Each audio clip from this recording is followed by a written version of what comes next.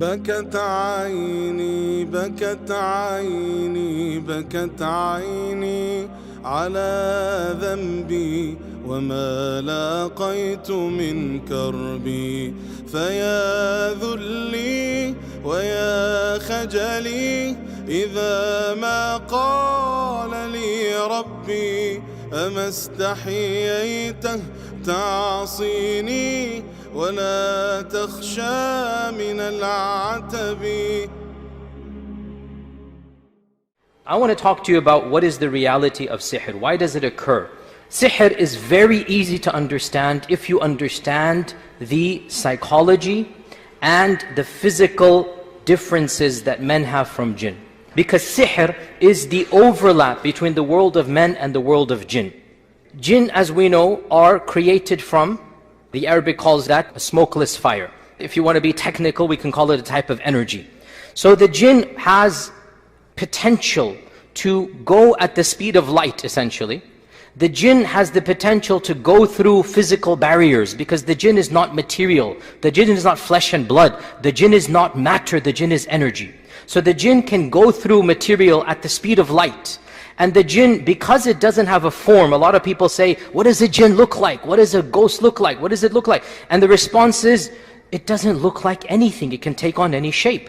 It's not a physical matter. It can take any shape it wants to, and be a man, be a dog, be anything. It doesn't have a particular shape. So the jinn has the physical power to be much faster than man, and to go through physical barriers because it's energy. Like we have the waves of the telephone come through the walls of the masjid, so too the jinn can go through and come out, not a problem.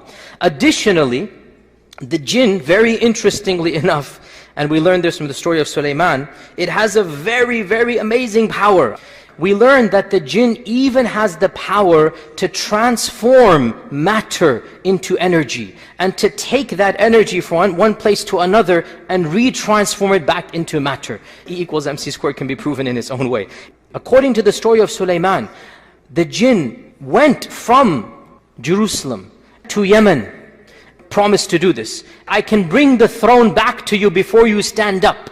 The throne would have been bigger than this podium behind us, bigger than this stage. It's a throne that was magnificent. Allah says in the Quran, وَلَهَا عَرْشٌ عَظِيمٌ. The jinn said, I'll bring it back for you by the time you stand up, and you'll have it in front of you. And the throne would have come, I mean, you're not going to see the chair flying in the sky. The jinn would have taken the throne and somehow, in a way that Allah knows best, take it in its hidden energy form, and then bring it all the way to Jerusalem, and then retransform it back into the throne. The jinn had the capacity to do that. The facts that all of the jinn, only one stood up, it kinda sorta shows this is the pinnacle of what a jinn can do. This isn't your average run-of-the-mill jinn. This isn't the jinn living in Dallas or Houston or California. This is one of the most strongest jinns of the entire world, if not the strongest, telling Sulaiman, I can do that. But the concept is there. The jinn can go super fast speed, and the jinn can go through objects. And therefore, when a jinn is able to tell you something that's happening in another part of the world,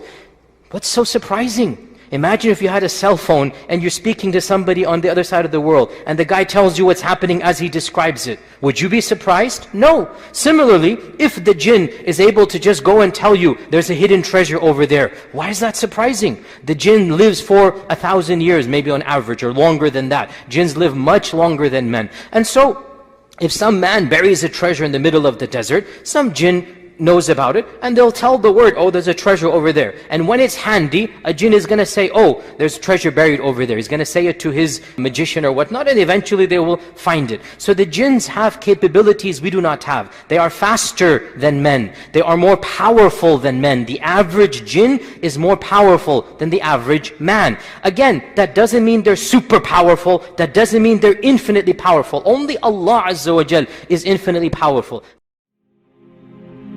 فيا ذلي ويا خجلي إذا ما قال لي ربي أما استحييته تعصيني ولا تخشى من العتب وتخفي الذنب عن خلقي وتأبى في الهوى قربي، فتب مما جنيت عسى تعود إلى رضا الرب، تعود إلى رضا الرب.